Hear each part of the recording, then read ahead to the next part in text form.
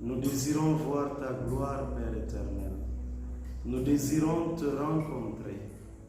Dans Exode 24, au verset 10 et au verset 11, le peuple d'Israël t'a vu, toi, le Seigneur et le Dieu.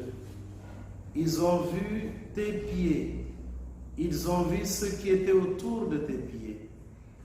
Ils ont compris que ce que Moïse leur disait de ton existence n'était point un mensonge. Ainsi, Père, nous savons que tu es vivant par la création, comme par une théophanie qui se manifeste au travers de la création, comme Saint Paul l'a dit dans Romains au chapitre 1er, comme le livre de la sagesse le dit également, comme le Concile Vatican Ier l'atteste. Nous savons, Seigneur, que tu es vivant. Alors en ta présence, Seigneur notre Dieu et notre Roi, nous fondons fermement notre foi sur toi. Après la première partie de ce temps de partage, aujourd'hui, nous voulons découvrir comment tu nous as créés merveilleux. Nous allons relire le psaume 139, nous appuyer sur le verset 14, pour savoir que tu as fait de nous une merveille, avec tout ce que tu nous as donné naturellement, avec tout ce que tu nous as donné pour dominer et régner sur la création. Nous t'en remercions infiniment, Père. Psaume 139. Éternel, tu me sondes et tu me connais. Tu sais quand je m'assis et quand je me lève. Tu pénètres de loin ma pensée. Tu sais quand je marche et quand je me couche. Et tu pénètres toutes mes voies. Car la parole n'est pas sur ma langue, que déjà, ô Éternel, tu la connais entièrement. Tu m'entoures par derrière et par devant, et tu mets ta main sur moi. Une science aussi merveilleuse est au-dessus de ma portée. Elle est trop élevée pour que je puisse la saisir. Où irai-je loin de ton esprit? Et où fuirai-je loin de ta face? Si je monte aux cieux, tu y es. Si je me couche au séjour des morts, t'y voilà. Si je prends les ailes de l'aurore et que j'aille habiter à l'extrémité de la mer, là aussi ta main me conduira et ta droite me saisira. Si je dis au moins les ténèbres me couvriront, la nuit devient lumière autour de moi. Même les ténèbres ne sont pas obscures pour toi. La nuit brille comme le jour et les ténèbres comme la lumière.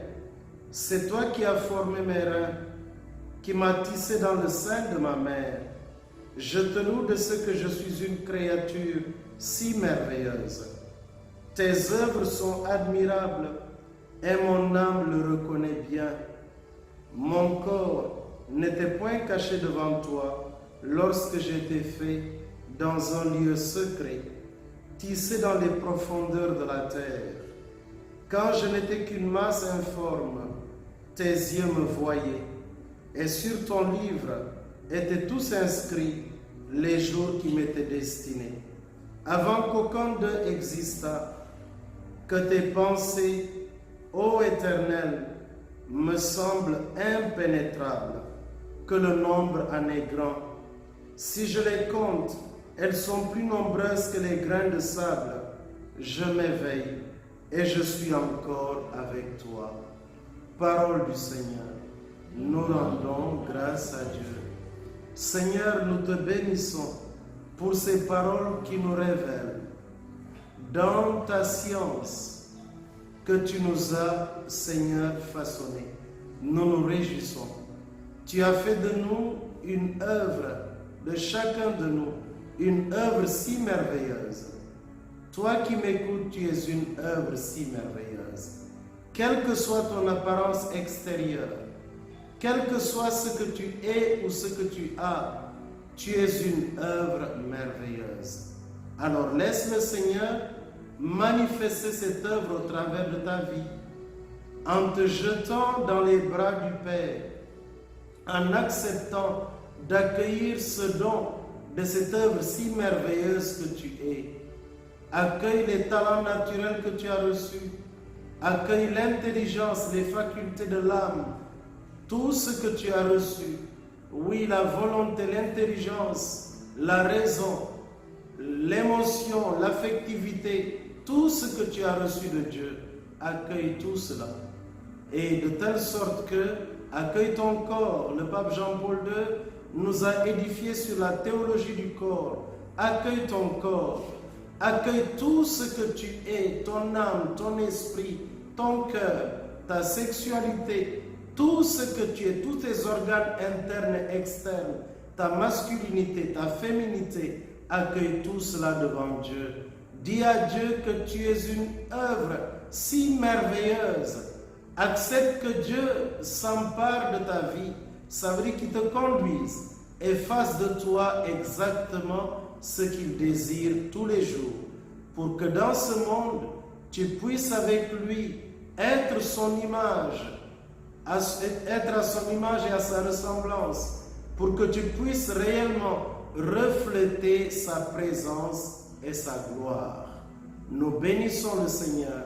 Alors toi qui nous écoutes, cher internaute, nous t'invitons à ouvrir ton cœur. Si tu avais entendu que tu es un animal qui n'a pas de valeur, si tu avais entendu que tu as été jeté sur terre depuis 6 millions d'années, 6 500 000 années sur la terre, que l'homme a été créé, on t'a considéré d'abord comme descendant du singe, etc.